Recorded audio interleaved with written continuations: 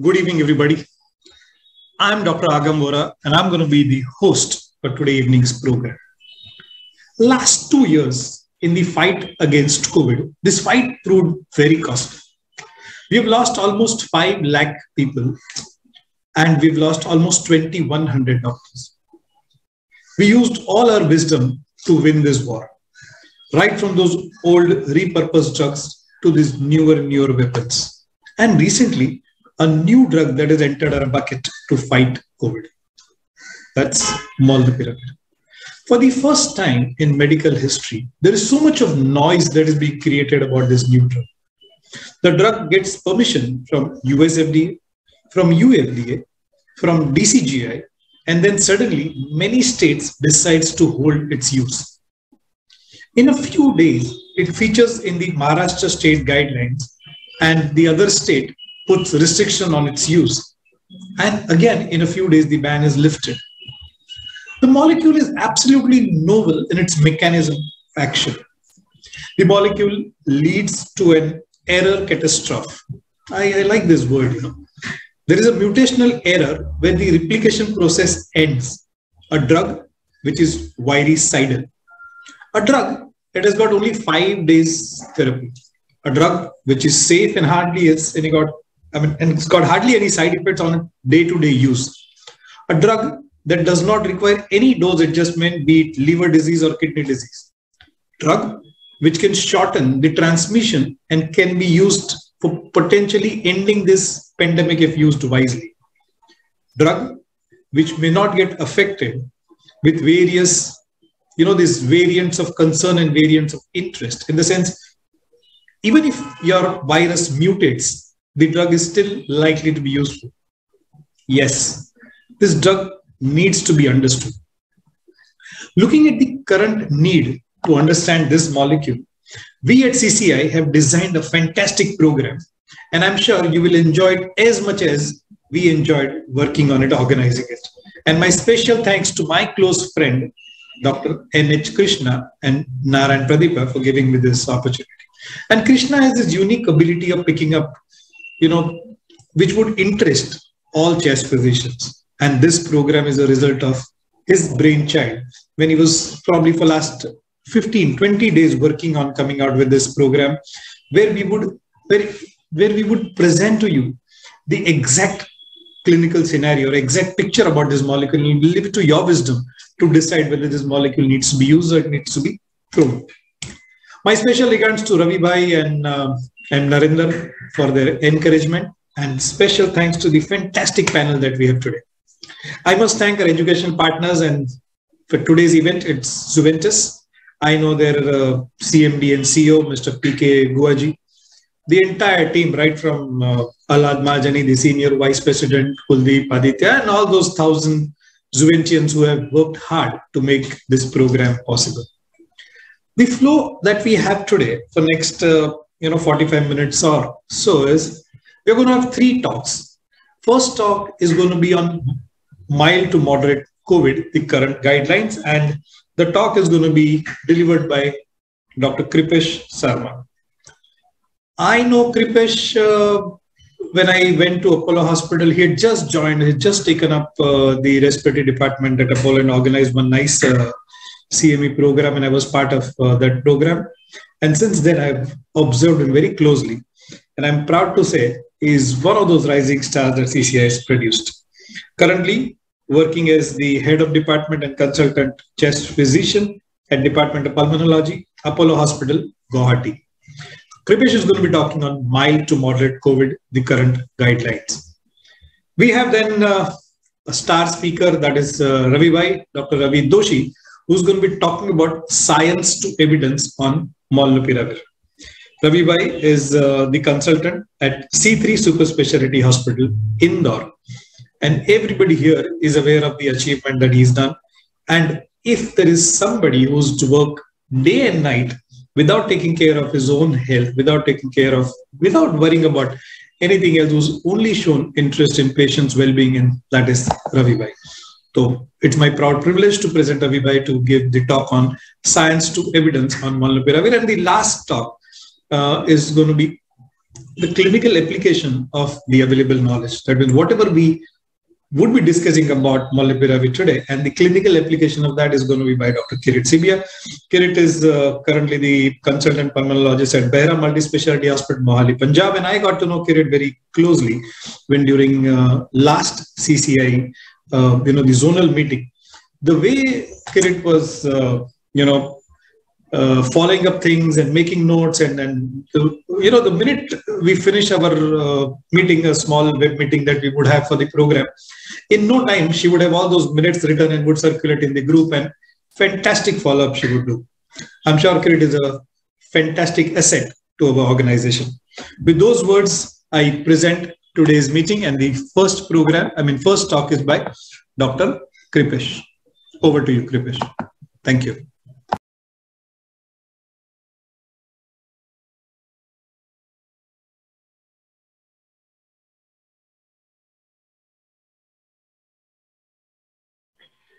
Yeah, thank you, Dr. Agam, for your nice introduction. And I would like to thanks CCI founder, trustee, and chairman, Dr. Ines Krishna, and all the CCM team member who are leading the CCI from the front for organizing this nice CME online, where we can discuss today a very important issues. So my part of to this presentation is the Indian guideline for managing mild to moderate COVID. So without wasting time, I am going directly into my presentation. So now COVID has again knocked our door, and we are fighting with the third wave of COVID. And in last 24 hours, as per the data of the 21st January, almost more than 3 lakh positive cases has been recorded in our country, and almost more than 400 people has died in a single day. So I'll basically focus on management of mild to moderate COVID. So first I will go through our national guideline, and then just comparing some state guidelines. So first we'll going through some definition. The asymptomatic and mild cases. So how will you define asymptomatic or mild cases? The asymptomatic cases are laboratory confirmed cases who are not experiencing any symptoms and have oxygen saturation at a room air of more than 93%. Then mild cases are those patients with upper respiratory symptom with or without fever, and they will not have any kind of breathing difficulty and having oxygen saturation again more than 93%. So this is how we define asymptomatic cases and mild cases. Then moderate cases will be there, those who have a respiratory symptom and they will have a respiratory rate more than 24 per minute. They will have breathing issues and they will have oxygen saturation between 90 to 93%.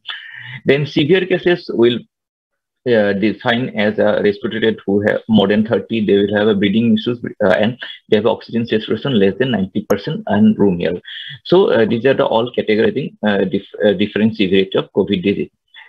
Then first I will discuss asymptomatic and mild symptom cases, how they should take care. So most of the patients who are asymptomatic or mild cases will require a home isolation. So which group of patients are eligible for home isolation? So for home isolation, the patient should have be assigned as a mild or asymptomatic case by a treating doctor. Then they should have a self-isolation facility at home, and they should also have a quarantining facility for the other context. Then again, they should also be availability of a caregiver will be required, which can provide all the required care to the patient on 24/7 basis. And then a communication link between the caregiver and the medical officer or the doctor should be established whenever they are required when the patient is on home isolation. Then there are certain conditions when patient who are elderly patient more than 60 years who have a comorbid condition like hypertension or any kind of chronic diseases, cardiac diseases or chronic diseases like lung or liver or kidney or cardiac diseases. All this group of patients can only be allowed home isolation after proper wielding by a treating doctor. Otherwise, they are preferred not to be get home isolated. Then again, patients who are immune compromised, like immune compromised because of the disease or cancer, chemotherapy, etc., again should only be allowed home isolation after proper evaluation. Again, the people, family member of the positive patient also should follow the home quarantine guidelines. So these are all prerequisites for patient to be advised for a home isolation. Then what are the patients should do at home? So patient must isolate himself into a designated room. The room should be adequately ventilated. Then patient need to use a triple layer mask throughout the day, and this mask should be discarded after 3 hours of use properly. And when caregiver enter the room, both the caregiver or patient may preferably consider N95 mask, otherwise triple layer mask is enough. Then again, mask should be discarded properly, and patients should maintain adequate hydration by adequate rest and taking adequate fluid, and patients should follow respiratory etiquette all the time. Then again, patients should regularly wash their hands, and again, no personal items should be shared with the other household member. And again, frequently touch surfaces like your tabletop or door handles, etc., should be frequently cleaned with soap, water, or detergent water like that. And patients should self-monitor at home by particularly monitoring their oxygen level and the temperature. So this is a chart where the patient can make at home and then monitor different parameters like their temperature, their heart rate, their oxygen level, how they're feeling, better or worsening, and any breathing issues they're having or not. So all these parameters will help to monitor their health at home itself. Then there are certain instructions need to be followed by the caregiver. So the caregiver should wear a triple layer a medical mask. N95 mask may be considered when the patient should never be touched or handled during the care. And if the mask gets wet or dirty, it should be changed immediately. Again, mask should be discarded after cutting into pieces and putting in a paper bag for a minimum of 72 hours. And this caregiver should perform a hand hygiene while disposing the mask. And again, caregiver should avoid touching own face, nose, or mouth during the caregiving period.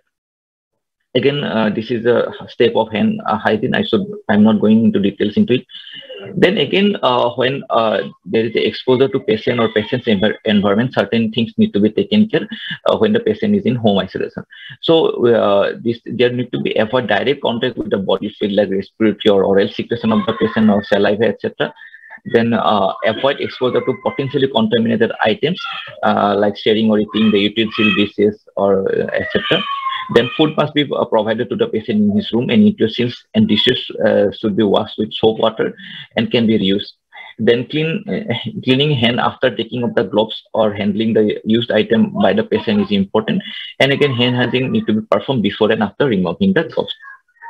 Then in certain situation or warning sign that has to be monitored, in that case, patient or the caregiver should contact the healthcare provider. And these are the warning signs. In that case, patient may need a hospitalization and where home isolation is not advisory. So if the patient has unresolved high-grade fever, which is more than 300 Fahrenheit for more than 3 days, if the patient having any amount of difficulty in breathing, if there is oxygen saturation is dipping, like oxygen saturation less than or equal to 93% on room air for at least 3 readings within 1 hour, patient respiratory rate has increasing to more than 24 per minute, if the patient has persistent pain or pressure in the chest, or if the patient has mental confusion or patient having severe fatigue or myalgia. So in any of these warning signs is there, patient should consult their doctor immediately and may require hospitalization. Then if the patient is stable and there is no other problem, then patient can discontinue home isolation. So their criteria are laid down. So patient under home isolation will stand discharged and in isolation after 7 days have passed from the testing positive and no fever for 3 subsequent days, and they still continue wearing the mask after that. So there is no need for retesting after the home isolation period is over. So after 7 days, there is no need to retest, but they can discontinue their home isolation. Again, asymptomatic contact of the infected individual, again, do not need to go COVID testing. They just need to monitor their health at home. Then there in the national guideline, only few medicine has been recommended for this mild or asymptomatic cases. So inhaled budesonide is one of them. So it is a dry powder or inhaler can be used in a dose of 800 microgram 2 times a day if the patient is having any symptom like persistent cough, severe cough. In that case, beyond 4 days, this medicine can be used. Apart from the normal supportive care is good enough in most of the patients. Again, we should note down that certain high-risk patients, even they may be mild or asymptomatic, they may progress into severity of disease. That we have to keep in mind, like if the elderly patient more than 60 years, or if the patient having cardiovascular diseases, or hypertension or coronary diseases, diabetes, or immune compromise because of the diseases like HIV, or patient having active tuberculosis or any kind of chronic lung or kidney or liver diseases, cardiovascular and obesity. In that case, even the mild cases need a close monitoring. So this is about the asymptomatic and the mild cases. Mostly home care is needed. Then coming to a moderate disease. So moderate disease patients are those who are having a respiratory symptom and respiratory rate more than 24 per minute. They will have a breathing issues and oxygen saturation is below 93%, between 90 to 93. So this patient will require admission in the ward. They will require oxygen support. The target oxygen is 92 to 96 in all the patients, except COPD patient where we have to target oxygen saturation 88 to 92%. Then again, patient need a non-breathing face mask preferably. And again, awake proning is recommended for all the patients who require supplemental oxygen, and the position need to be changed every 2 hours. Then anti-inflammatory medicine or immunomodulatory therapies are mainstay in these moderate cases. So methylprednisolone or its equivalent dose of dexamethasone can be used for duration of 5 to 10 days. And patient may be initiated or switched to oral therapy if the patient is stable. And again, there is no evidence of benefit of steroid if there is no hypoxia or patient do not require supplemental oxygen or after discharge. So if the patient is only hypoxic, then only this corticosteroid therapy will be beneficial. Again, this anti-inflammatory or immunomodulatory therapies have certain side effects that also need to be monitored, particularly the secondary infection or invasive mucormycosis if they are started too early or if they are continued for a prolonged period of time. Then anticoagulant is also recommended for a moderate COVID patient. So conventional dose of prophylactic unfractionated heparin or low molecular weight heparin are recommended, like enoxaparin 0.5 gram per kg per day. This subcutaneous can be given. This drugs can be administered if there is no contraindication or there is no high risk for bleeding. Then patient in the moderate category require monitoring. So they require a clinical monitoring, they require a radiological monitoring as well as laboratory monitoring. So clinical parameters need to be monitored like your patient respiratory rate, hemodynamically stable vitals, oxygen saturation, and blood pressure, etc. Then serial radiology like X-rays required, but SSCT is recommended when patient worsen or clinically indicated. Then laboratory parameters that need a monitoring every alternate day, like your CRP, D-dimer, or blood sugar level. Then complete blood count, renal and liver function tests are also required to be monitored on a frequent basis. Then two other medication that can be used in moderate to severe diseases. One is the remdesivir and one is the tocilizumab that has been recommended in our national guidelines. So remdesivir may be considered only in patients who have 10 days of onset of symptom and those who are having moderate to severe disease requiring oxygenation but not on invasive mechanical ventilation or ECMO therapy. Then remdesivir should be considered for 5 days to treat hospitalized patients and not to be used in patients who are not on oxygen support or in home setting. Then patients require a renal function and liver function test monitoring when on remdesivir. And usually recommended dose is 200 milligram intravenous on day 1, followed by 100 mg for 4 days. Then tocilizumab is another molecule which is recommended for rapidly progressing COVID-19 needing oxygen supplementation or invasive mechanical ventilation and are not responding to adequately to corticosteroid therapy. So preferably within 24 to 48 hours of onset of severe disease or ICU admission, preferably to be given along with steroid. But again, this molecule has a risk for secondary infection. So you have to rule out active tuberculosis or fungal infection or any systemic bacterial infection is not there. Then again, they also need to be a patient who received this medication also need to be followed up for secondary infection subsequently as well. Then again, significant increase inflammatory marker is also another indication for tocilizumab. Then the dose is 4 to 6 milligram per kg, single dose is recommended. Then coming to few guidelines. So this is the West Bengal state guideline. This is more or less similar to our national guideline. Just only two key differences included here is a monoclonal antibody for mild to moderate cases, and also Molnupiravir. So today's focus of discussion is Molnupiravir, which will be again in details will be discussed by other speakers. So I'm limiting into management of mild to moderate cases. So this Molnupiravir has been recommended in West Bengal guideline in mild to moderate cases where oxygen level is normal and where a patient can deteriorate further. It's the high risk group. Then again, Maharashtra state guideline also included Molnupiravir as a drug. I think we will understand about these changes in the subsequent presentation. So with this, I complete my presentation and thank you. We'll discuss the question at the end of all the presentation. And after me, then Dr. Keerat will continue her presentation. Thank you.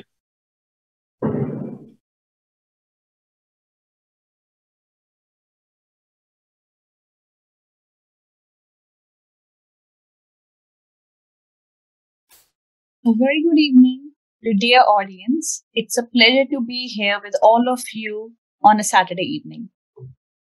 It's a pleasure to be here with stalwarts like Dr. Agam Vora, Dr. Vijay Kumar Chennamchetty, Dr. Ravi A Dosi, and Dr. Kripesh Ranjan Sarmah. Under the aegis of CCI, I'm very happy to take this talk on the clinical applications of Molnupiravir. I'm Dr. Keerat K Sibia, pulmonologist from Chandigarh Tri-City, Mohali, Punjab. I would like to begin this talk by looking up the reasons for why we still need to look for good and effective drugs for COVID. Even though we have a reasonably good vaccine coverage now, and we have highly effective vaccines, but global inequality in access to vaccines still persists. And an inequity in vaccine in any part of the world is a threat to the entire world, because we never know when another new dangerous strain just churns out from there. Existing vaccines may not be effective against the new variants, and we do know that vaccines provide good but not lasting immunity. Breakthrough infections have already been documented, and we are already at a place where we are looking at boosters. We are looking to begin our boosters for our population. But we have to keep in mind that if this becomes endemic, how much we can expect the patients or the population to keep on getting boosters, to keep on adhering to a booster or vaccine program. Also, in immunocompromised patients, we know that even after vaccination, the response or the antibody response, or we should say the immunization response, may not be adequate. That is why there is still a need for good, effective antiviral drugs. And many drugs that we are using right now, they are for COVID, they are given intravenously, like remdesivir, monoclonal antibodies. And we know that there are limiting factors. Patients need to be hospitalized, and cost is a major factor. Given that SARS-CoV-2 is likely to become endemic now, we do need drugs where we can stop the infection early to cut down the further transmission and to cut down progression to dangerous disease. Globally, research is on in this sphere. So this is an interesting thing about Molnupiravir. So it is named for Thor, the beloved Avengers series superhero. It is named after Thor's mighty hammer, which is called Mjolnir. Molnupiravir is a research molecule from Emory University, USA, which was taken up later for COVID, for its scope in COVID management. But originally, it was being researched for its role in influenza. Molnupiravir is an oral, direct-acting antiviral drug. Its activity against SARS, it has activity against SARS-CoV-2 and other RNA viruses. I'll elaborate on that shortly. It is highly effective at reducing nasopharyngeal and lung viral load. It keeps the viral load low and therefore reduces the severity of the disease. It is a small prodrug of NHC. Molnupiravir is a prodrug of NHC, that is N-hydroxycytidine, and it works by introducing errors in the SARS-CoV-2 virus genetic code. Now, this part I would talk about in a bit. That is how it induces errors. And then we talk about mutagenesis. And then there are so many concerns regarding mutagenesis. So it's very important for us to understand that how exactly this is working. So it acts to introduce errors in the virus's genetic code and stops its replication, leading to viral extinction. Molnupiravir has the potential to treat infections caused by multiple RNA viruses like coronaviruses, respiratory syncytial virus, Ebola virus, chikungunya virus, influenza viruses, and encephalitic alpha viruses like Venezuelan and equine encephalitic viruses. Here's a slide that demonstrates that the molnupiravir's inhibitory concentration. But here's looking at it from a clinical perspective. Molnupiravir has high potency. That is basically the bottom line or the message from this slide. And when this comes into perspective, when we compare it to, say, ivermectin. Ivermectin showed wonderful results in vitro studies with SARS-CoV-2. Ivermectin was shown to decrease the viral load by 5,000-fold, 5,000 times in 48 hours. But the limiting factor was that the potency was very low. That means that the amount of ivermectin required to get that clinical result was not possible, because a very astronomically high dose of ivermectin was required to achieve that clinical result. While for molnupiravir, it has high potencies, which means that even a small amount or a clinically acceptable dose can be used to get the desired results. Now let's talk about the mechanism of action. Molnupiravir basically is a prodrug. It gets converted to its active form in the plasma. I have simplified this in my words for everyone to understand that viral mRNA enters cell via ACE2 receptors on the cell surface. Now ribosomes will read the viral mRNA and produce proteins for viral transcriptions like RDRP. One of the proteins which the ribosomes will read from the viral mRNA and produce are RNA-dependent RNA polymerase, that is RDRP. Now this RDRP is specific from the viral mRNA, that is, it is specific for SARS-CoV-2. This RDRP will act on the original mRNA to copy and replicate RNA strands. Molnupiravir is a nucleotide analog. That is, it is a competitive substrate for the virally encoded RDRP. What this essentially means is that RDRP will act on the mRNA copy. So when we remember, we have the primer strand, and then the RDRP will incorporate adenine, guanine, cytosine, and uracil and make a copy strand, which will further make the strand again. So molnupiravir will get incorporated in place of C and U. And that is how it will act as a competitive substrate for the virally encoded RDRP. This RDRP will pick up C in molnupiravir instead of cytosine and uracil. So the RDRP will incorporate molnupiravir into nascent chain viral RNA, and this will further stop strand transcription. That is, molnupiravir induces an antiviral effect via viral error catastrophe. This is the two-step mechanism of mutagenesis. One, molnupiravir it will be converted from the prodrug into the active drug. And then when it enters the cell, it will target the RDRP, the viral RDRP, the viral RDRP will inhibit the cytidine and uridine triphosphates by incorporating molnupiravir instead. That is, the RDRP will use the molnupiravir as a substrate instead of cytidine and uridine triphosphates, and then incorporate either A or G in the RDRP active centers, forming stable complexes and escaping proofreading. This mutagenesis is lethal to the virus. Here's another part that needs a little focus. That is, one, molnupiravir will be incorporated instead of C and U, and then the further complex which it will form will be a stable complex. If it was not a stable complex, then the viral mechanism of proofreading will be able to note that and it will correct it. But because it is a stable complex, it will escape proofreading, and this is lethal to the virus.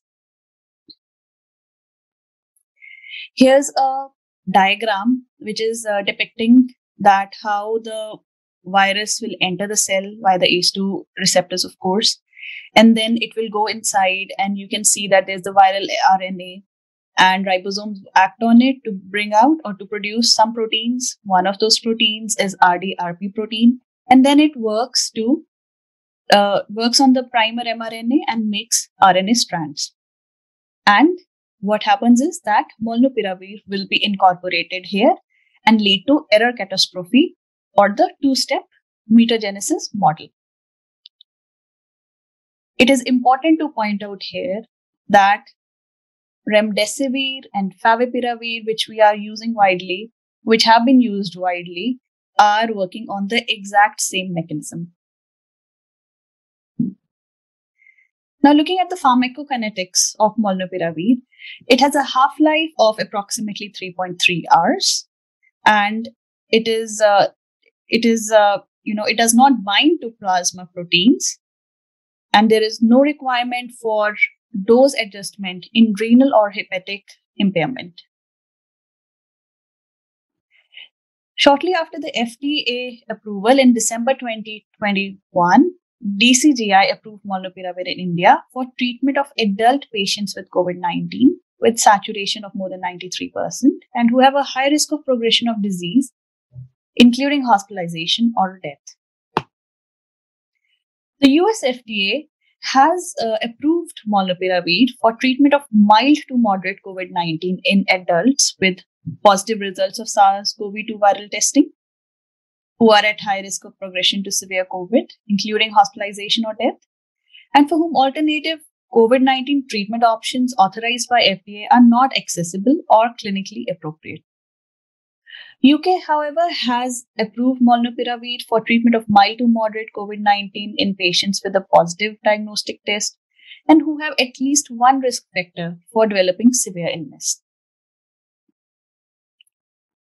So, looking at the posology, the dosage is 800 milligrams taken orally twice daily for 5 days. The safety or efficacy when molnupiravir is given for longer than 5 days has not been established. That is why it should be administered as soon as possible after diagnosis, because we want to cut down or we want to shorten the viral replication as soon as possible. It is an oral use drug and can be taken with or without food. The capsules should, however, not be opened, crushed, or chewed and should only be taken or swallowed with water. If a patient misses a dose of molnupiravir, within 10 hours of the time it is usually taken, the patient can take that missed dose. However, if more than 10 hours have elapsed since the patient missed the dose, she has to take the next dose at the regular scheduled time. Patient should not double the dose to make up for a missed dose.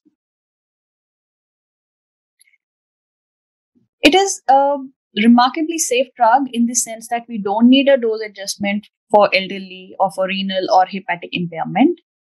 However, it is not authorized for use in patients less than 18 years of age because it may affect bone and cartilage growth.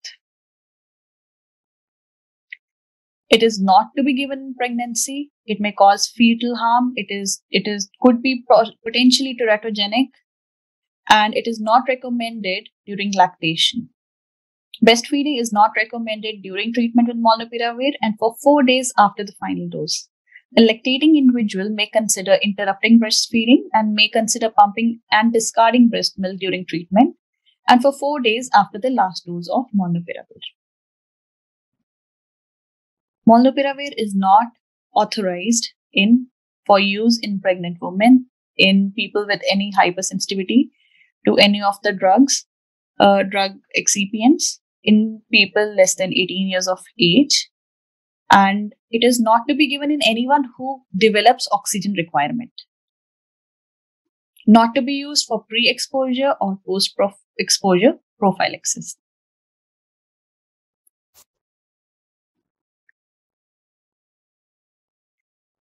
So basically, you have to counsel the patient for advice regarding contraception during the duration of treatment and for 4 days after the last dose of molnupiravir. This is the advice for women. And for men, the advice is that to use contraception consistently during treatment and for at least 3 months after the last dose of molnupiravir. While the risk is regarded as low, studies are ongoing. The risk beyond 3 months after the last dose of molnupiravir is still unknown.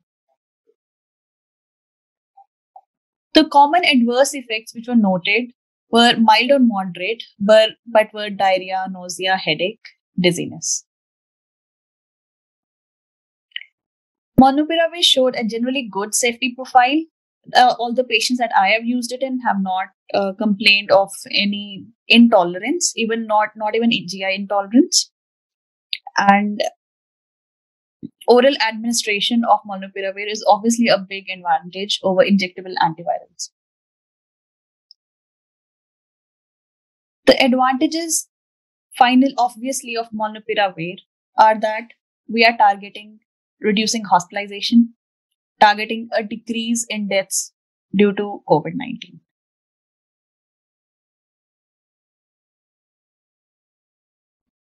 Ultimately, going with the recommendations, the summary is that we can give molnupiravir confidently in mild to moderate COVID-19 within 5 days of symptom onset. That can drastically decrease the viral load and progression of disease by reducing hospitalization and or death, as observed in the interim report of Move Out study. Thank you for being with me so patiently. Now over to Dr. Ravi Dosi for his talk on the clinical evidence. Thank you.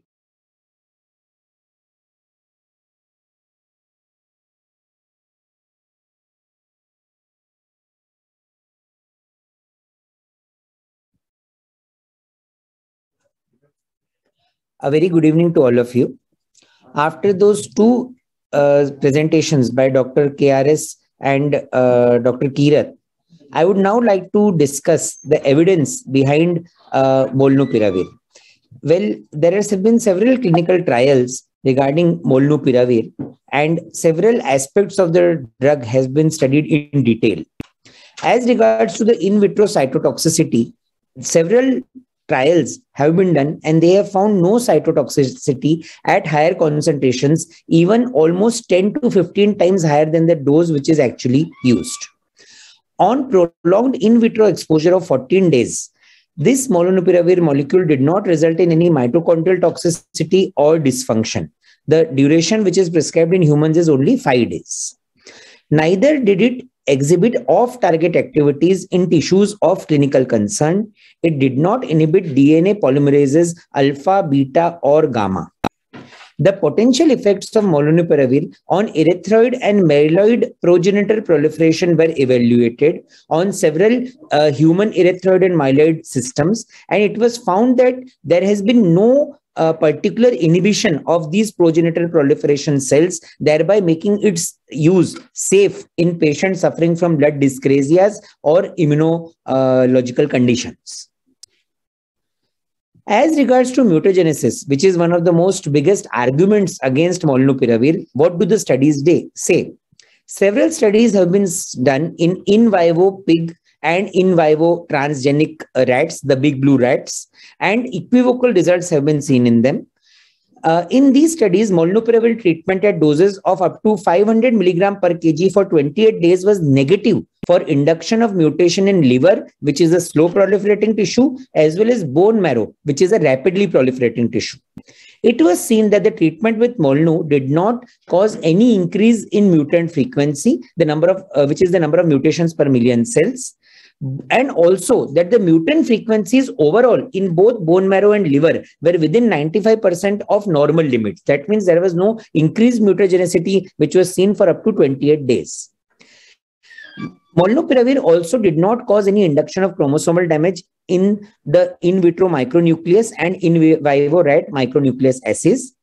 Based on the totality of available genotoxicity data and the duration of treatment, that is 5 days, Molnupiravir was thus found to have low risk for genotoxicity or mutagenesis in rat and pig model. Another very controversial aspect on which we are all pondering is the effect on fertility. There were no effects on fertility, mating performance, or early embryonic development when molnupiravir was administered to female or male rats at exposures which were approximately 2 to 6 times of those that will be given in humans. There was no molnupiravir related effects on estrus cyclicity, mating, fertility, several pregnancy indices, or early embryonic development up to the highest dose tested, which is 500 milligram per kg in the 3-month toxicity study in rats also. On doing an assessment of reproductive performance based on mating, fertility, ovarian and uterine examinations in rats and in female rats who were mated with treated males, there was no molnupiravir related effects on mating, fertility, pregnancy indices, or early embryonic development with even higher doses in the 3-month toxicity study in rats. This is important because this has been done on both male rats as well as recently impregnated female rats. Effect on cartilage. Well, growth cartilage is not present in mature skeletons. Therefore, the bone and cartilage findings are not relevant for adult humans. But we have to understand molnupiravir is not authorized for use in patients less than 18 years of age. We are not at all thinking of using it in this particular growing age group. Why? Because bone and cartilage toxicity was observed in a 3-month repeat dose toxicology study in rats. Therefore, safety and efficacy of molnupiravir has not at all been established in pediatric patients. The clinical significance of these findings for pediatric patients is unknown. It has been a very short duration of study. The growth plate findings in a rapidly growing rats administered molnupiravir for 3 months are not relevant for adults, since this is the pediatric age group in which at present there are no recommendations in any guidelines whatsoever. Now, there are several other experimental models, like in a humanized mouse model, the therapeutic and prophylactic administration of molnupiravir reduced the in vivo replication and pathogenesis of SARS-CoV-2 in type 2 pneumocytes. Molnupiravir completely blocked SARS-CoV-2 transmission to untreated animals in a ferret model, completely blocked. Early molnupiravir treatment in asymptomatic or mildly symptomatic patients can potentially prevent viral transmission among susceptible individuals because the prophylactic efficacy of oral molnupiravir was evidenced in vivo. So this is a potentially very helpful effect which we are seeing in molnupiravir. Now, some other models in rat models, antiviral activity when administered 2 hours before, 12 or 24 hours after the SARS-CoV-2 infection, as evidenced by a decline in the pulmonary viral load. Clinical success during the 5-day observation period was seen in the rat model. This is very unique because 12 to 24 hours only after the infection, this is rendering the person non-infectious. It has also been seen to be effective in several of the variants like B117 or B1351, which was supported by a reduction in the pulmonary viral load, regained body weight, reduction of disease severity. Although more robust data is needed, but still it is being proposed to be useful in several variants of concern, including the Omicron variant. Now, regards to some other preclinical studies, the Painter 2021, which was the first particular in-human double-blind placebo-controlled trial in UK on 64 healthy volunteers, the effect was studied on multiple doses and food intake. They found that similar pharmacokinetics after administration of either single or multiple doses, limited effects of food intake on absorption. That means there is no direct relation for you to take it whether before meals or after meals. Concern regarding the accumulation of serum concentrations following administration of either single or multiple dose was not observed in this study by Painter 2021. WHO 2021 did a study with 18 adults within 5 days of symptom onset of COVID-19 in the UK. It was an open label randomized controlled single center trial. The safety and tolerability was seen to recommend a dose, and the dose of 400, 600 and 800 were well tolerated. No serious adverse events were seen. Another study by Painter 2021 in the US on 78 adults with recent onset COVID-19 within 7 days. It was a randomized placebo-controlled multi-center trial in which 200 milligram or placebo was compared for 5 days. The rates of viral clearance was studied, and they found a significantly better viral clearance on day 5 after administration of the drug. Another robust study by Fisher 2021 on 200 OPD patients with COVID-19 within 7 days in the US. In this, the patients were randomized at a ratio of 1:1 to 200 milligram of Molnupiravir or placebo, or a ratio of 3:1 to Molnupiravir or placebo. That means either 400 or 800 milligram for 5 days. The primary aim were to see the efficacy of Molnupiravir based on proportion of undetectable SARS-CoV-2 and alteration in the viral load on basis of nasal RT-PCR. So compared to placebo, the effect appears significant on day 3 and 5 after administration as compared to nasal RT-PCR is concerned.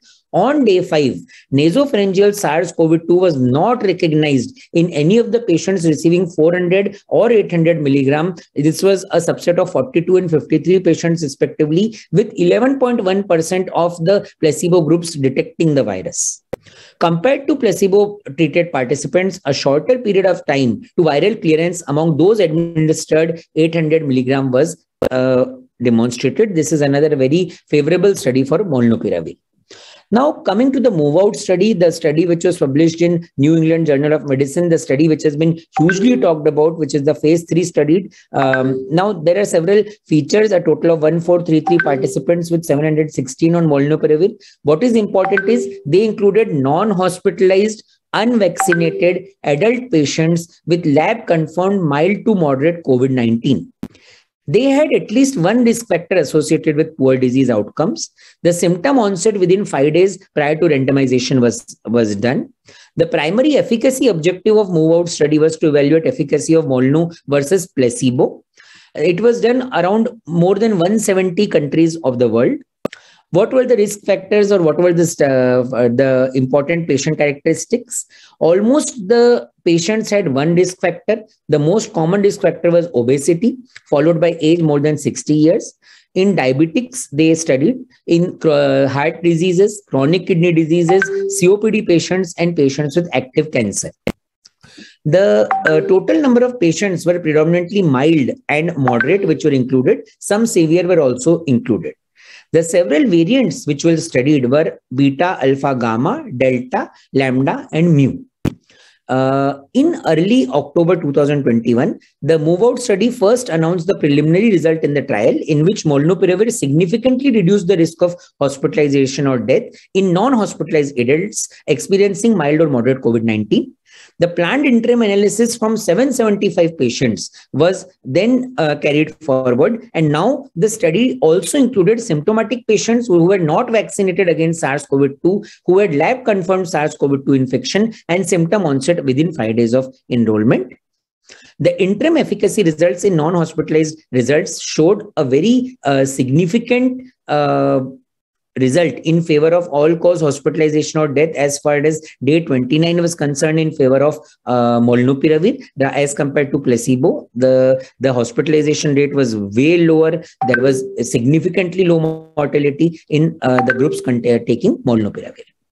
Now, till day 29, when they studied, they found significant lower rates of hospitalization or mortality in the Molnupiravir group. No death was observed in the Molnupiravir treated group. There were similar incidents of ADRs in both the groups. Fewer subjects discontinued treatment. Efficacy was unaffected by what variant was causing this COVID-19, what was the time of onset of symptoms and underlying risk factors. The efficacy results were consistent across subgroups, including age more than 60, at-risk conditions, and SARS-CoV-2 variants. That means overall, if you use in mild and moderate, the move-out study recommended it to be a good molecule. The time to event analysis of hospitalization or death rate showed a significantly lower percentage of patients free from hospitalization at day 29 and at day 10 as compared to patients who were receiving placebo only. One death was reported in the Molnupiravir group and 9 were reported in the placebo group. Adverse events were again comparable in both the groups. If you look at absolute risk reduction comparison, sex-wise, Molnupiravir fared much better. Even days from onset of symptoms, whether less than 3 or more than 3, Molnupiravir group fared much better. In mild to moderate, there was a significant favorable outcome as compared to placebo in the Molnupiravir group.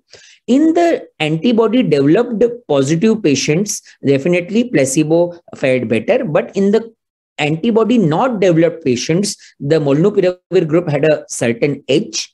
In patients with risk factors like age more than 60, obese, and serious heart conditions, the Molnupiravir group fared better, whereas the placebo group fared better in patients who were having diabetes and COVID-19.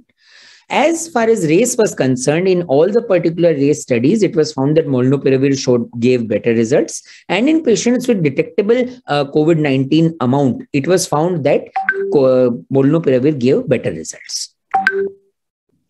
The incidence of adverse events, more than one, were seen, but they were comparable in both the groups. There was no significant difference in both the groups. The important results, if we summarize, were that the rate of hospitalization or death throughout day 29 was approximately 0.31% lower with Molnupiravir versus placebo. The risk of death that was lower by 89% with Molnupiravir versus placebo. There were greater reduction in viral load from baseline in Molnupiravir group versus placebo at both day 3 and day 5. Day 5 was the end of treatment visit. Comparable drug-related adverse events were seen at 8 versus 8.5%. The ongoing study are after the move out study, there is the move ahead study and the move in study. Move ahead is a large 1,332 phase 3 trial, which is double-blinded placebo controlled study studying the efficacy and safety of Molnupiravir for prevention of COVID-19 in patients residing with a person with COVID-19. That means healthy contacts, with a hypothesis that Molnupiravir would be superior to placebo in preventing lab confirmed COVID-19 in healthy contacts. The move in study, which was planned to assess efficacy and safety of Molnupiravir in 304 hospitalized adult patients with COVID-19, was terminated following an interim analysis of data that found that it is unlikely to demonstrate a clinical benefit in hospitalized patients. So currently it is the move ahead study which we are looking towards. So summarizing all of the data clinically which have been brought before us, Molnupiravir is the first oral broad-spectrum direct-acting agent with in vivo activity against SARS-CoV-19. It inhibits viral replication by its two-step mutagenesis model and the error catastrophe mechanisms which are similar in the other antivirals also. Molnupiravir was found to be highly effective at reducing the nasopharyngeal viral load and had a favorable safety and tolerability profile in COVID-19 patients receiving short course 5-day therapy. A phase 3 trial revealed that Molnupiravir significantly reduced the risk of hospitalization or death in adults experiencing mild or moderate COVID-19. It was well tolerated, found to be safe without any major adverse effects in phase 1, 2, and 3. It can be given in mild to moderate with an SpO2 more than 93%, COVID-19 with less than 5 days of symptoms, and can drastically decrease the disease progression by reducing hospitalization or death as observed in the interim report of the move-out study. So finally, after summarizing all the data clinically in favor of this particular molecule, it can be said that Molnupiravir may be considered in the battle against SARS-CoV-19 as an oral antiviral drug, and we need to keep on pondering over its several indications and uses. Thank you.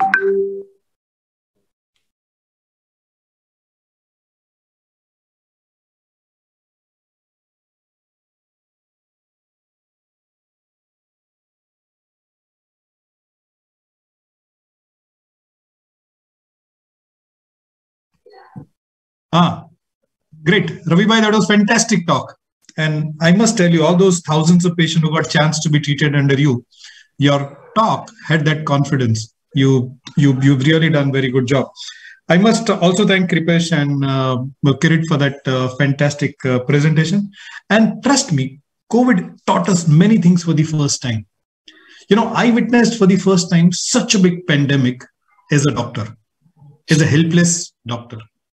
For the first time ever, we lost 2,100 doctors in this battle against COVID. In 24 months, 2,100 doctors, which would mean probably two medical lives lost every day. We lost 5 lakhs people directly due to COVID and 5 lakhs people indirectly due to those COVID-related complications, be it hypercoagulability, be it respiratory failures, be it infections, and whatever it would mean. Okay, that is almost 1 death every minute for last 2 years in a country. First time ever, I saw a virus stimulating your immunity in such a way that patient would go into that cytokine storm. We as physicians understand it better, that this acted more as allergen than as virus and created allergic reaction, which led to death in many. For the first time ever, I saw every patient experiencing hypercoagulable states, especially in the previous variants. For the first time in my career, I saw so many repurposed drugs for COVID. For the first time in my life, I saw vaccine discovery happening so soon and the entire country, almost entire country getting vaccinated in a record time.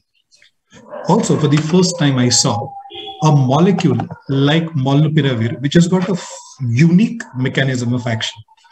Imagine a drug which gets incorporated into the nuclear matter and brings about termination of replication.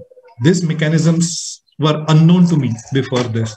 And for the first time ever, I've seen so much of controversy regarding this molecule that it puts everybody to scratch their head. US FDA gives approval, EU gives approval, DCGI gives approval, and then various states withdraws it. And then probably the game starts.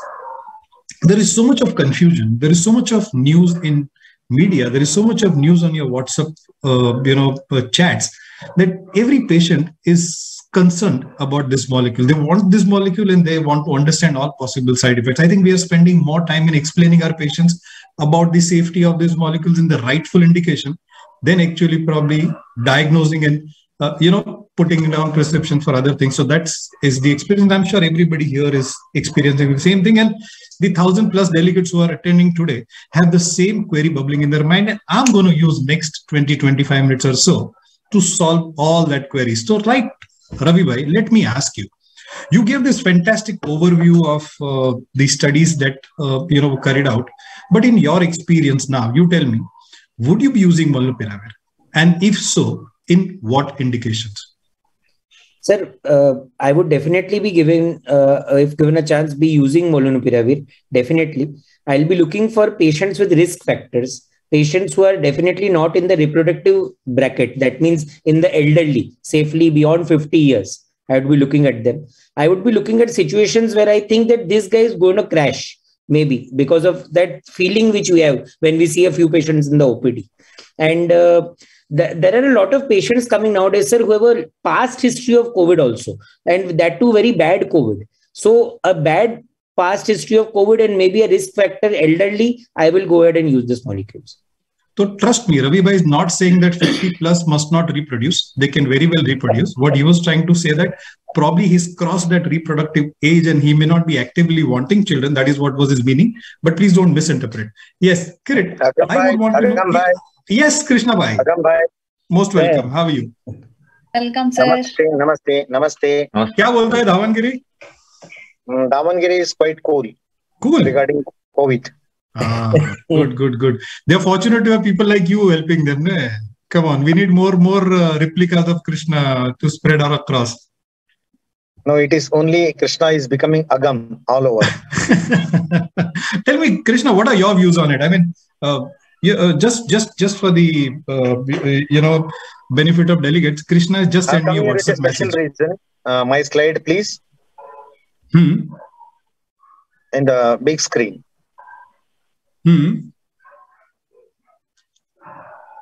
Would you want to say Okay. that? We dance keeping. Yeah. Oh, cool. Can someone read it on my behalf? Yes, sir. Yes, Kirit.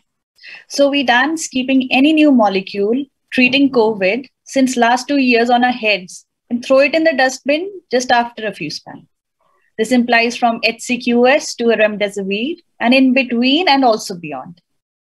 Hence, let us wait and watch regarding Molnupiravir and just not create chaos and havoc prior using it. Remember, no drug gets released in the market without approval. अरे movie तो देखो भाई और बाद में IMDb ratings दो. If we start condemning all drugs for COVID, then what should be prescribed? Assurance? No, we have Gaumutra, we have Kada, we have Gayatri Mantra, we have so many things to offer, and you require no evidences for that. Somehow, Krishna, I love your quote that we keep on, moving from one molecule to the other molecule, and especially when we have these approvals. Of Chest Council of India, getting to know 3,000 pulmonologists across the nation. I get to know everybody, and they are free to message me, or if they message one of our CCI office bearers, that will come to me again. So there were showers today that how did we do a webinar Molnupiravir, as if we are doing a webinar on Osama bin Laden. So there were showers like, how did CCI do a webinar on Molnupiravir? Oh my God. Are we doing it on some jadi booty? Someone should answer this. Okay, take this, a transparent packet, so many pills inside. Take this, go away, you become all right. We didn't do that. This is something which is approved by US FDA. It is used at different countries, and now which is approved in India to get marketed via Indian rules and laws. I'll not quote anybody's name here. Now, we should actually know that even in the first wave and the second wave, there were a population of around 80 to 90% who used to get better without any treatment. Everyone should accept this. Even the first and second wave, 80 to 90%, they got well without any treatment. But we are not bothered about that. The remaining 10 to 20%, we are bothered. A country like with a population of 130 to 140 crores, even the 10 to 20% matter.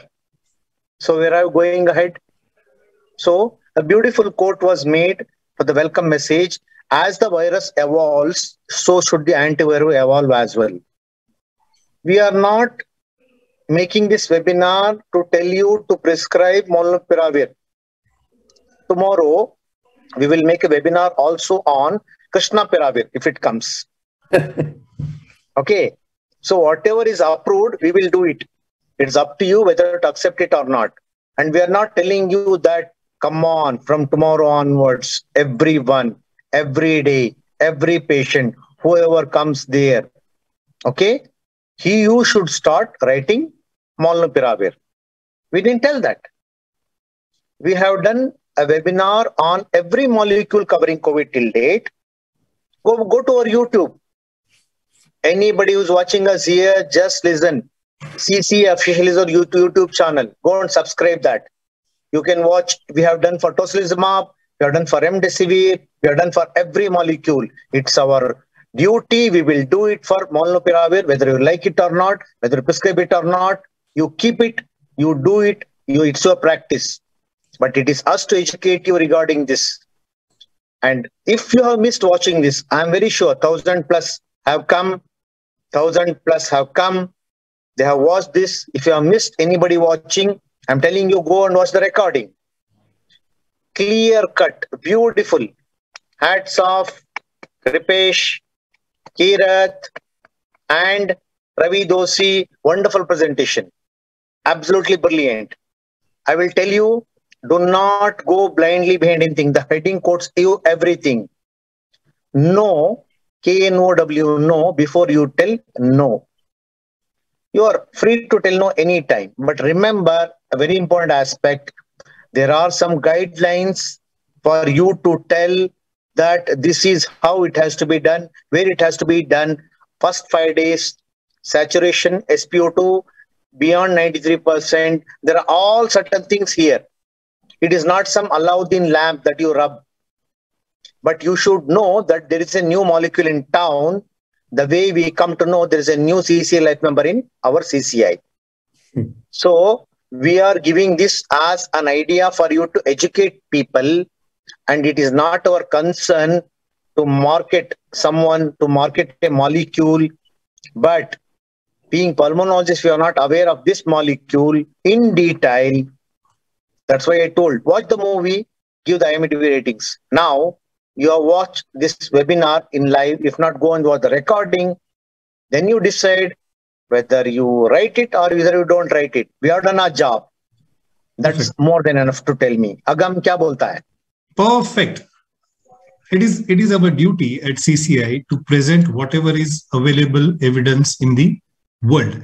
And we have done that job beautifully. We have presented to you whatever is available evidence, and now it is left to your wisdom to choose it for the right indication. And as Mohanty sir would say, Krishna, Mohanty sir would always tell me, there is evidence-based medicine and there is experience-based medicines. You know, pick up from evidences, use your own wisdom, get your own experiences, and keep it if you like it. Throw it to dustbin if you don't like it, right?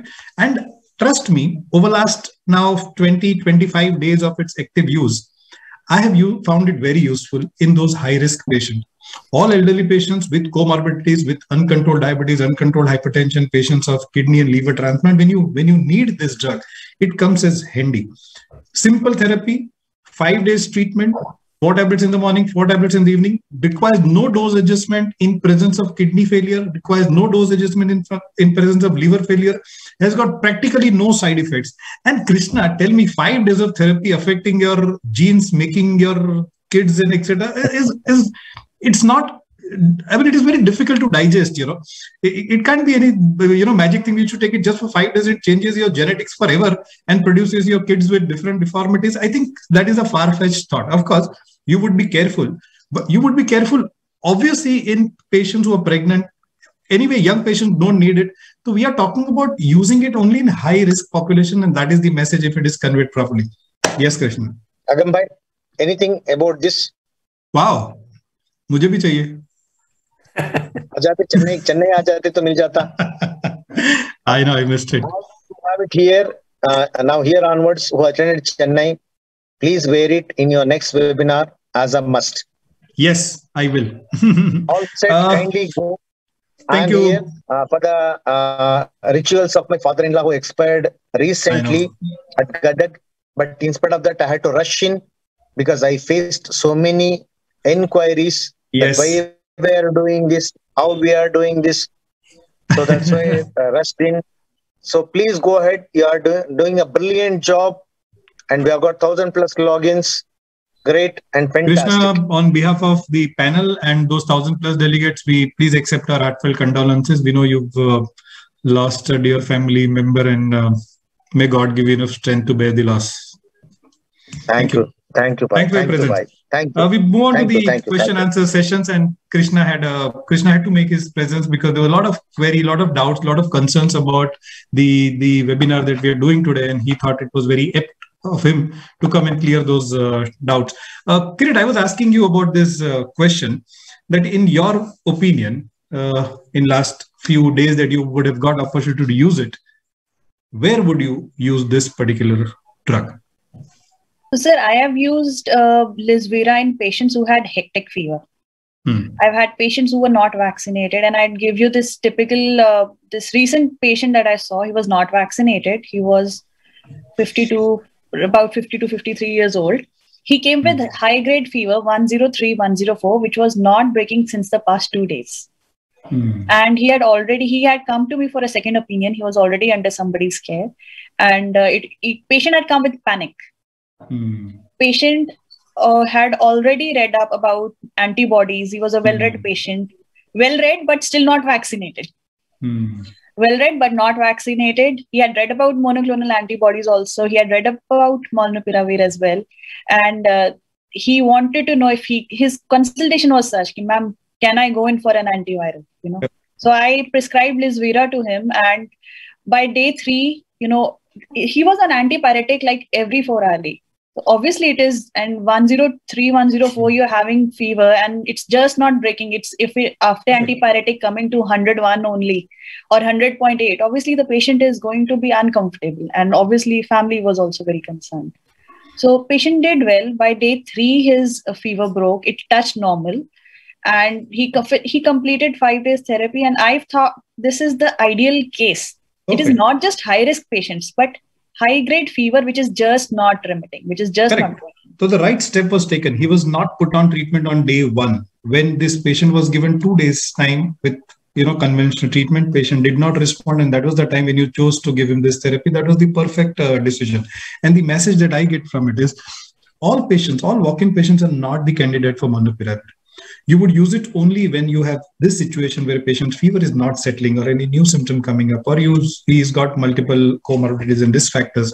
That is the time. And then, most importantly, patient himself here was willing to take it. That means patient was already taken into confidence, and that was the right indication to put him on therapy. And there is one more interesting point that come to my mind is, when you use this molecule, it reduces the viral clearing time, in the sense your day 3, I think it was shown in one of the papers, day 3, a significant proportion of patients become RT-PCR negative. And that is a big achievement that this molecule could do. It could be a good potential molecule to spread disease in society. With that, do I ask you, Vijay, what are your views on it? Do you think that it can be, if used properly, a good molecule to end pandemic by reducing the chain transmission? Vijay? Agam bhai, excellent so far. First of all, let me thank profusely CCI for giving me this opportunity, and wonderful lectures by my co-panelists, Dr. Keerat, Ravi, and Kripesh. So let's look at this, interesting data which is being published so far regarding Molnupiravir. So amazingly, by 5th day, you can convert the RT-PCR test into negative. So that means viral clearance, viral shedding from the nose or cough can be made into 0 by using Molnupiravir and then stopping the viral replication. That's a brilliant thing, which, to my knowledge, is one of the very few antivirals will have when compared to Favipiravir. We don't have Favipiravir, data saying that it cuts down the amount of, transmission rates. Yes, looking at my concern here is, we are in the probably, I can say, last 4 weeks, 5 weeks of third wave. That's what I see, because already if we look at the data from Delhi and other metropolitan cities, already there is, particularly from North India, there is cases are coming down. Yes. So ideally, we would have had this wonderful molecule at least a month in advance. Okay. But interestingly, when I look, somehow, many of my VIP clients, they are using, they got the molecule from probably, I can say, from September 2021 onwards. Oh, I've really? seen, brilliant. They have imported the molecule. And then I have seen, pretty good results in them, as Dr. Keerat was rightly pointing. Okay. The fever is one thing which responds very quickly with Molnupiravir. The convulsions, other symptoms like body aches and all those things. This is my personal experience. Okay, is going to, we can cut down the duration of illness. Morbidity is definitely, is less when we start pretty early in the course of disease. On the token, if we can cut down the morbidity, the suffering can be alleviated, and probably we can cut down the third wave as early and as quickly as possible. Fantastic. Vijay, that was a fantastic remark. Kripesh, I wanted to know, in last couple of days since you have used it, have you come across any major side effect or any situation where you have to stop using this drug, or where you to probably, ask them to hold therapy? Kripesh bhai? Yeah, sir, this is again a very practical thing. Actually, till now, I have used it in few patients in last 1 week. So the result is very good. And again, practically, I haven't seen any side effect because of this molecule. And I have to complete, almost all the patients has completed the 5 days of course. Correct. Thank you. And we have an interesting question by Dr. Tridip Chatterjee. Dr. Chatterjee would always put a very practical questions. And he has one more question in the same series. And Ravi bhai, I would want you to answer this question. He says that we have more experience with Favipiravir than Molnupiravir. He says one would be reluctant to use Molnupiravir in younger age group. You would be using probably Favipiravir in younger patients if situation demands it. What's the opinion of House about it? In the sense, he in short wants to ask you the comparison between Favipiravir and Molnupiravir. Would you be using Favipiravir at all now, or in oral antivirals you would switch over to Molnupiravir? Ravi bhai. Well, sir, very frankly, this particular wave, I haven't prescribed a lot of Favipiravir, haven't wrote it at all, in fact. When you do head-to-head, actually, they have very similar mechanisms of action. But somehow, the shorter pill burden, the better results, and the better well-defined groups in which you can give Molnupiravir makes it a more attractive proposal for me, sir. I find prescribing Molnupiravir better this time on. And as far as Favi is concerned, sir, the pill burden is always an issue. And I just want to share one interesting observation. You asked this question to KRS just now, what are the conditions that you will not prescribe or stop Molnu? I'll give you a patient indication. I wrote it to a patient, and day 3 he calls me up and tells me कि अब तो मैं पूरी तरह ठीक हूँ, बंद कर दूँ क्या? So my point is that this thing works in like every case with COVID, every drug of COVID. A particular subset of patients exists. If you are able to localize that group and give it to that group, it really benefits very fast. Yes, I completely agree with you, Ravi bhai. And if I really look at the head-to-head comparison that comes to my mind on Favipiravir and Molnupiravir, not because we are discussing Molnupiravir on that platform, but Molnupiravir definitely has less pill burden. It has got a shorter duration of action. There is no recommendation to give it beyond 5 days. And in high-risk patients, it brings about symptomatic improvement much faster. And as Ravi bhai said, most of your patients get better on day 3. And by day 5, most of them are, almost asymptomatic. When I think about Favipiravir also did help me in my previous experiences. Pill burden is little high. A lot of patients complain about GI disturbances, especially on the loading dose. When you give it on first day, a lot of patients did complain about GI upsets. So that was one factor. Otherwise, probably, I think they are comparable. And when it comes to a younger patient, suppose if you have to use antiviral in a younger patient, I would still use Favipiravir, and I may have my reluctance in using Molnupiravir, at least at this stage with whatever available evidences we have. There's a very nice question. Yes, Kiran, yes. So, first wave, I've also used a lot of Favipiravir, and it's a fairly, it made sense to use that drug, quite honestly. So in July 2020, like we started using the drug we were already using. So the study for safety of Favipiravir, it continued, the post-marketing study and all, it continued. So 3 months back, that is in October 2021, finally they declared it is safe. The study concluded, it was published. So, this is the amount of time it took for the safety results to come in. They came in after the second wave was over. And look at the reluctance amongst the population, amongst the doctors in prescribing a drug for so many safety concerns or for efficacy concerns. I mean, definitely when we look at efficacy for Molnupiravir and when you compare it with the Favipiravir, or for that matter, even if you compare it with Remdesivir, this is probably one of the few trials where the p-value is highly statistically significant to say that yes, this drug works. Yeah. But safety Even point if of view, whatever data Ravi Bhai also showed, I am convinced in my mind about safety of molnupiravir. I am yet to see any side effect with molnupiravir. So I completely buy your point. There is an interesting question by Dr. Vijay Raghavan from Tamil Nadu, and he says molnupiravir's efficacy against various mutant. That means there are certain mutants of interest and there are certain variants of concern, that is VOI and VOC.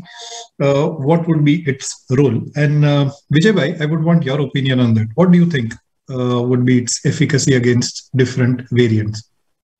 See, as Dr. Ravi have nicely presented in his presentation, we don't know its efficacy, particularly confined to Omicron, because if we look currently, the prevailing strain in India is close to around 95+% is Omicron. Couple of days back, GHMC from Hyderabad, Greater Hyderabad Municipal Corporation has released the data saying that 95% of strains getting detected is, whether it is BA1, BA2, Omicron is what is prevailing in India. And we don't have data concerned to Omicron. That doesn't mean that it doesn't act on Omicron. It also says that it has covered in the studies where alpha, delta plus have been, treated perfectly well with molnupiravir. I'm sure it also covers, because Omicron is definitely a less virulent variant when compared to all other variants which are available. Yes, it's as per WHO, it's a variant of concern. And I'm sure it also covers the Omicron variant as well. Perfect. If I go by the mechanism it has, I'm convinced in my mind that whatever variation happens in the structure, whatever mutation happen, this drug is likely to be still useful. It leads to, if you remember the mechanism which was showed, it leads to the catastrophe. In the sense, it leads to such a catastrophe where the replication ends. After a couple of replication, this molnupiravir gets incorporated into the RNA. So at the mRNA level, when the sequencing is going on, the nucleosides are replaced by this molecule. And after a couple of mutations, probably the replication cycle ends. It is not able to replicate any further. That is how it works. And if I have understood this mechanism well, it tells me, even if there are certain mutations which go on, this drug is likely to be useful, and so is going to be with favipiravir. That drug is also likely to be useful. When it comes to therapies like cocktail antibodies, there are doubts whether it would be useful in the current strain. That is, Omicron strain may not really work as well as the cocktail antibodies were working with the previous variants. In the sense, the improvement it had with Delta variant, I don't see that with Omicron variant. So that's my take on it. And there is an interesting question by Nikhil, Dr. Nikhil Gupta from Chandigarh. And he says, yes, Ravi Bhai. Sir, sorry to interject please, like that. Sir, there is a Belgian paper. It was published in 2021 only.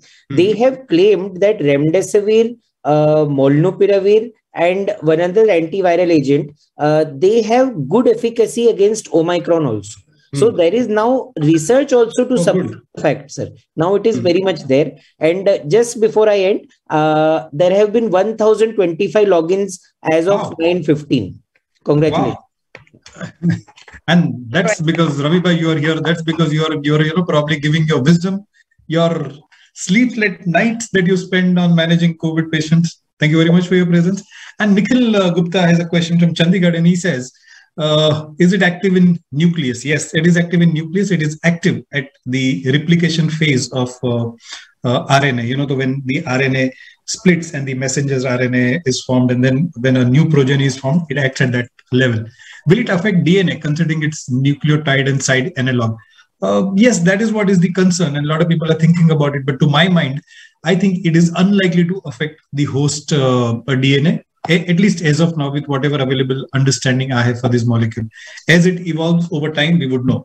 But trust me, we are talking about using this molecule in those specific subset of patients who are at risk, and who are at risk of developing serious COVID, where they may even lose their life. And there, if you have to use this molecule, I think I will have no hesitations in using this particular molecule. Vijay Raghav again says, sir, the ideal date for RT-PCR and antigen test swab since symptoms onset, many patients have tested negative for initial 2-3 days.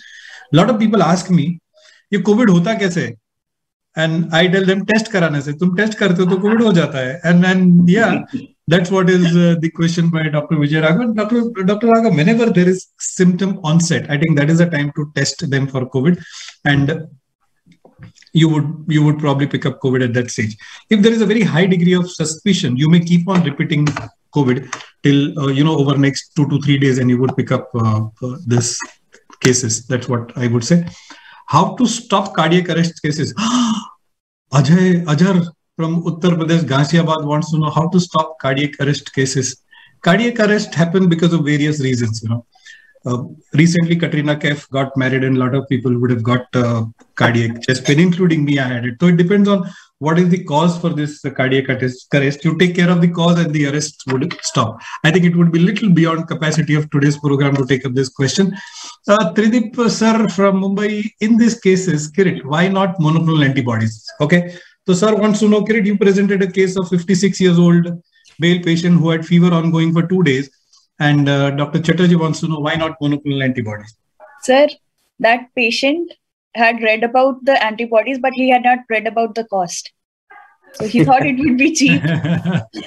And when he got to know that he has to be admitted, and he knew it is a single dose, but when he got to know it is so expensive, and then he was like, no, madam, then, this new drug makes sense. So I was like, okay. Sure. But it is just 60,000 versus 1,600 rupees. So anybody would Dr. Keerat and Dr. Agam, sir, one fact is there is now monoclonal antibodies, this particular wave, because of inefficacy on Omicron, are not such an attractive proposal anymore, sir. Yes. But I think that is where still Molnu has an advantage. Correct. Yeah. So, another important thing okay, when we look at the thing, there is in routine RT-PCR itself, we can many times identify by doing S-gene dropout, one thing. But of course, there are sometimes S-gene dropout. If it is there, then we can say it is very likely, high likely Omicron. Correct. And on the contrary, if presence of S-gene, it doesn't say that it is definitely Delta. It could be any. So, correct. Yeah, it can be BA1. BA1, we see S-gene dropout. BA2 variant, still S-gene can be present despite it is Omicron. So we don't have a easy method to say that whether it is Omicron or Delta as of now. And clinically, it takes 3-4 days to genome sequencing. Correct. But clinically, I'm sure, Vijay bhai, we may be able to differentiate, because clinically in this variant Omicron, we are not getting lower respiratory involvement to that extent. We are not getting cough, we are not getting shortness of breath, we are not getting derangements in those inflammatory markers. What we are getting is only high grade fever and cough and upper respiratory. We are not even seeing loss of taste and smell. So this is clinically not very difficult to differentiate, between Omicron and this. And one has to be very careful when it comes to comorbidities. Otherwise, most of these patients can be managed conservatively. And exactly that is a question by Dr. Ramesh from Karnataka.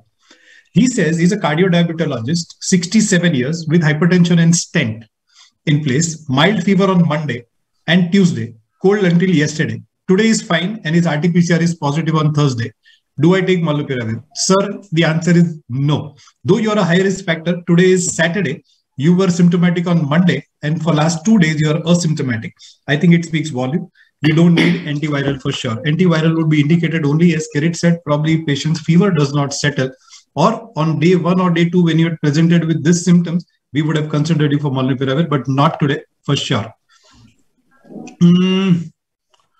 What are the observed side effects so far? Venkateshwarlu from Andhra Pradesh, sir. No side effects. Yes, Vijay bhai, you're saying something? Yeah. In the past, probably 2 months, 2-3 months. Okay, yes. That includes where, the off-label prescriptions that these VIPs have taken. So I did come across the commonest side effect as nausea and gastrointestinal intolerance. That is the first. I make sure that patient take a Pantocid, a PPI, okay, at least once a day to make sure that gastrointestinal side effects are well controlled. Point number one. Second, if they have nausea feeling, okay, I would love to add Pantocid plus domperidone combination. Third, 2 patients which I did observe where, apart from regular multivitamins, where I have prescribed Molnupiravir, but skin reactions, skin rash. And one, we managed to continue with antihistamine. Second one, I was trying to read a lot, but I could not identify anywhere the skin reaction is because of Molnupiravir. This is my observation, where a young female with a lot of comorbids, around 30-31 years, okay, where I had to stop on day 3 Molnupiravir because of extensive skin rash. Don't you think that was disease related? Maybe, but it has started after starting. I have started on 3rd day of the illness. Okay, and then immediately after taking first dose, she started medication. In Bombay, with our special love for Pani Puri and Vada Pav, we don't get so much of gastritis. So our patients, if they can tolerate Pani Puri and Vada Pav very well, they can tolerate Molnupiravir also very well. So some of our experience in Mumbai is different. And Dr. Chatterjee has a very nice question. Above 60 with comorbidities, high-grade fever, would you give 3 days of Remdesivir, which is the new fashion nowadays, versus Molnupiravir? And I take the liberty of answering this question. Tridip sir, 3 days of Remdesivir would require IV therapy, would require either to admit that patient in the hospital or the nurses to go home and give that injection. I would prefer Molnupiravir in those situations where you don't really need to have that extra burden on the healthcare system. But yes, if situation permits, a lot of people have more faith on Remdesivir than on Molnupiravir, though I belong to the other group where I have more faith. I have never liked Remdesivir in my limited capacity, and I would always prefer to manage this patient on Molnupiravir if I have the option. How can do work Molnupiravir against coronavirus? Gautam Singh from Uttar Pradesh wants to know, Haran ki Sita hui thi ki Sita ka Haran hua tha, where he's asking, how can Molnupiravir work against COVID virus? Sir, we did discuss in detail about the mechanism of action. It acts at a RNA level and brings about the termination of replication, leads to mutagenesis catastrophe, and that's the mechanism. Doctors are telling no role Molnupiravir in COVID patient. Gautam bhai, that is what is the whole discussion. There are a lot of debates going on whether you would use Molnupiravir or you would not use Molnupiravir, and the whole 2 years exercise was to present the right picture, right evidences which are going on in the country and what masters feel. That is what Vijay bhai, Kripesh bhai, Ravi bhai and Keerat feels across the country. And we are trying to probably, give you the ready-made answer when to use it in high-risk patients. Kalpesh Gandhi from Maharashtra, Jalgaon. We have delegate from Jalgaon as well. Can we use it in patients with persistent RT-PCR asymptomatic patient? Currently, the data says no. There is no need of using it in asymptomatic patient. I understand your emotions behind using it to make him RT-PCR negative early, but it does not work that way. So currently, it is not indicated. And that brings us to the end of this session with more than 1,100 logins, with more than 2 hours of this fantastic academic feast. Things are coming to an end. And when I'm ending it, I'm taking take-home message from everybody. And to begin with, Keerat, I want your take-home message. I think there's one thing my father, who's a very senior physician, always says, is that don't be the first doctor to start using a new drug, and don't be the last one to still sticking to an old drug.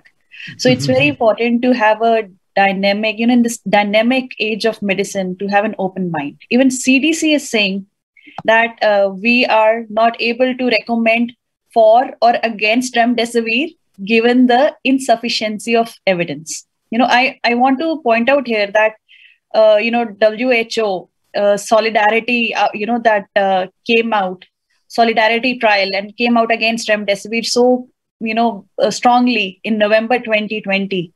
And just a week back, 13th Jan, in Canadian Medical Association Journal, the Canada leg of solidarity is saying that remdesivir was found to be effective, to give survival benefit, and to also decrease the time on ventilator. So we should not be in a haste to reject something. We should know that the data is evolving, and we should keep in touch with the data and have a little faith in the evidence-based medicine that we are, in the evidence that we are provided. Great. Nice message, Kirit. And Kripesh, would you give the take-home message? Yes, actually, whenever there is a new molecule comes, there is always a controversy is there that we use it or not. But always any medicine, we should be very judicious and selectively we have to use it. If we use it selectively as properly indicated by the scientific evidence and research, then definitely we will give a good result. And if we do it right and left without proper indication, definitely it will have a bad name. So that all these things we have to keep in mind. Thank you, Kripesh. And now, Vijay bhai. Yeah. Let's look at data published from one of the metro hospital from Delhi, which says that 60 to 70% of deaths as of today in India is occurring only in unvaccinated population or partially vaccinated population from COVID. This states very, very important, because if we want to prevent, yes, another probably 5 to 6 weeks of third wave is there, and there are numerous tons and tons of cases are going to be handled by each pulmonologist. My dear friends, make sure if you want to start antiviral at an affordable price, Molnupiravir is the choice. Start early. Start early in the risk group, as discussed thoroughly in the past 1.5 hours to 2 hours. Okay, high risk group. Don't leave it to chance. If you cross that golden time, first 3-4 days is gone. There is no point in starting Molnupiravir or remdesivir, whatever it is. You will be losing your golden time. And please make sure no confusion here. Okay, if there is a high risk patient, unvaccinated patient or partially vaccinated patient, there you go. Hit and save many thousand rupees to these patients as well, to the pocket of these patients, and then start Molnupiravir. Wow, clear message. Unvaccinated patient, partially vaccinated patient, high risk. Don't wait. Hit hard, hit early. Ravi bhai, your message? Sir, I would like to give a message in Hindi. Use करिए, पर use इस करते time just थोड़ा ध्यान रखिए. Make your choice quickly. आप अपने choice को जल्दी करिए, आप अपने choice को intelligently करिए. CCI is there. You can post your query on CCI. Give what are you thinking? Why do you want to give it? You will get an answer from any of our groups within a matter of 9 or 10 minutes only. Lizuvira, Molnupiravir, ये सब जो molecules हैं, ये definitely in proper indications आपके patients को help करेंगे. If in any doubt, just outreach to CCI will come and solve your query. Wow, fantastic message. As was discussed earlier, experience-based medicine versus evidence-based medicine. So what we've done is we've given you the latest evidence that is gathered across the globe over this molecule. And now it is for you to use it in the right indication. As all 4 panelists have said, identify the right patient, that means all high-risk patients, make the right diagnosis and use it at the right time, in the sense as early as possible. And probably in sometime, we would meet again to discuss the experiences that we gather over time.